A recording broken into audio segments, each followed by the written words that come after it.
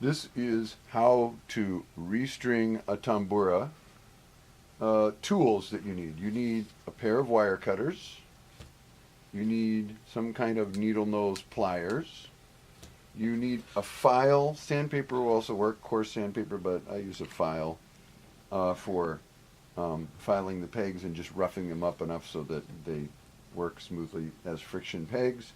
And also street chalk, not chalkboard chalk, which has oil in it, but street chalk, which doesn't have oil in it and is used to put on the pegs to make them function better. So with those four things, you can easily restring a tambura. We're just going to do one string, but before we start, just if you could focus up here on the neck, notice that as the strings come up through the nut hole, they're going over the pegs. So when you turn the peg, it'll tighten it. So this goes over it here. In this case, this is a 1, 2, 3, 4, 5 string tambura. The second peg is the upper one. Sometimes this is number 1 string. Sometimes this is number 2 string instead of this one. It really depends on the spacing. The first one goes around to the left as you're coming up. The next one goes around to the right. I don't know if you can see that. Hopefully you can. The string comes up here, and it is not touching the lower peg. So that works in this case. Sometimes it's the reverse. They make them so that this one is slightly over this way and this one's slightly over this way. And then you have to use this as your second peg, go to the left of that around, and this one would go around here this way. So it really depends. You have to suss it and see. Depends on your tambura. It varies. Sometimes it's 1, 2, 3, 4, 5. Sometimes it's 1, 2, 3, 4, 5. Or if it's 4 string, 1, 2, 3, 4, or 1, 2, 3, 4. Okay. Usually, I just do one string at a time and leave the other older strings on. That way the bridge doesn't come off. You don't have to re-glue it. And, you don't have to mess around with anything. So what we're going to do is we're going to start with this paw string. Very out of tune. And we're just going to loosen it. And then I'm going to cut it. This is an instrumental tambura, but an instrumental tambura, female tambura, male tamburas, the concept is exactly the same in all the instruments. Notice down here, I took off the bead, put it aside, don't lose the bead. You're going to put it back on when you put the string on. And then push the string toward the bottom so you can get enough to pull it and pull up. And that will undo this crimped wire that holds the string in place. And then you can either pull it through or cut it, remove it in some manner so it's removed from the bottom. And then take the peg out, and with your needle nose pliers, remove the remaining string. You can just grab the little tail that's usually on there, pull it through, and then just remove that, hopefully not making all that noise. So that gives you a peg. You can see here on the peg, there's a bit of wear here, so it's worn smooth. And if that is too smooth and you put it back in, it'll start slipping. So that's the part you want to rough up. Depending on how much you have to rough it up, you may have to do a little bit on the tip as well. But for now, you take this file. We're not going this way, which would take off a lot of wood. We're going this way, basically in the direction of the file, right where the wood was touching the peg. And you lightly rough it up. You're not really trying to take wood off as much as you're just trying to rough up that smooth area. And you want to keep it round and stuff. Sometimes if it's been in a closet for 25 years, you may have a little swelled area on the outside, in which case you can turn it kind of sideways and be a little bit more aggressive about taking wood off. But if you do that, you also have to redo the tip as well. In this case, this has been well kept, and there's not a whole lot to do except just rough up that area. I'm also going to just take off the excess chalk. You don't really need it. You just do that by rubbing. Notice there's a 1 on here, which means the first peg. A lot of times there's a little slice. This says 1, 2, 3. Isn't that interesting? It's the first peg, but it has 3 on it. Don't know what to say about that. Either they put the pegs in wrong in the first place or they didn't count the way we're counting. But whatever, there's 3 slices. Usually there should be 1 on this slot. I'm assuming everything's okay though. It seemed to work fine. Then you estimate where to put the chalk. You can put it back in and just get it very exact. And I'm using pink just because that's what we have at the moment, as long as it's street chalk. And you just put chalk on the area where the wood is going to be touching the peg. Here and here. I didn't really do anything to the tip because I didn't think it needed it, but you might want to rough up and take a little bit off the tip too if it's binding at the tip.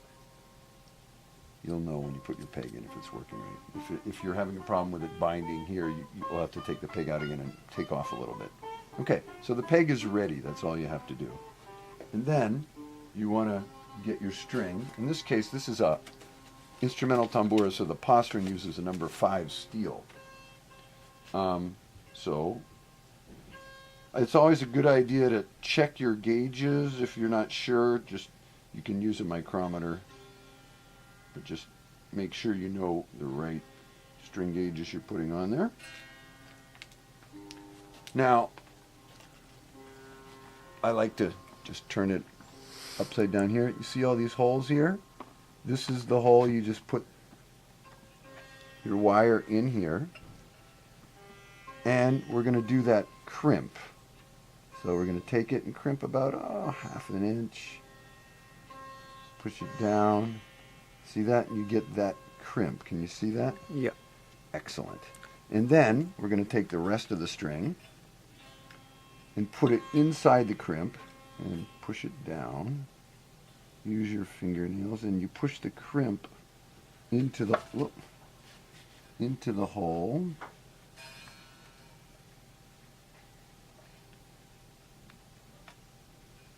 Like that.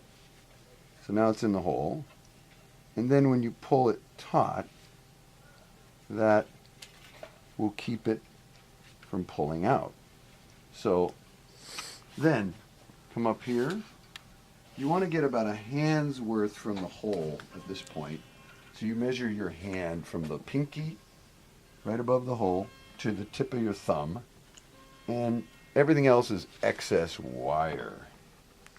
You just cut it there. So that's about the correct, but you don't want too much wire at the end. It just makes everything too much. At this point, you still haven't put it in the nut, and you want to remember, do not forget, golden rule, do not forget to put the fine tuning bead on at this point. Otherwise, you'll have to take everything off and go, I forgot. Put it back there. Put this in the slot. Put this through the hole. Like that. You want to get in there. And then take your peg. So what you want to do with everything except everything up to 16 bronze, you put it through and then put it through again. Wrap it around and put it through again.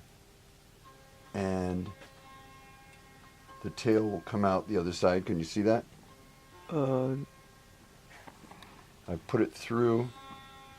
Okay. And I'm putting it through again. All right. And then you bend it down. Can you see that? Yeah. Great. And then you push on it and pull it tight. Okay. And then you slip it in. Find the hole on the other side. Somehow. Not wanting to do this. Just fine. Oh, there we go. And check, make sure you're all good there. And you want to pull it tight. You don't want to have any loose stuff happening there. And then you wrap it, so you can just see, you wrap it around so it's going over and it's pulling down on the tail. And wrap it as evenly as you can just so it looks good. doesn't bunch up at the bottom. You don't want it really bunched up at the bottom where it's going to be touching the wood, but you want it pretty low on the peg. So that's why you don't want too much wire. That's about right. Perfect. The string gets tight. Yeah, and then you want, that would be, get your note. At this point, I would tune the note.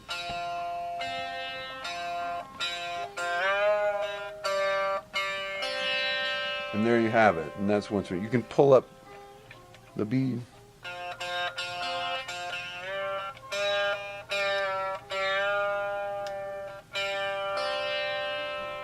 And do that for all the rest of the strings as you go along.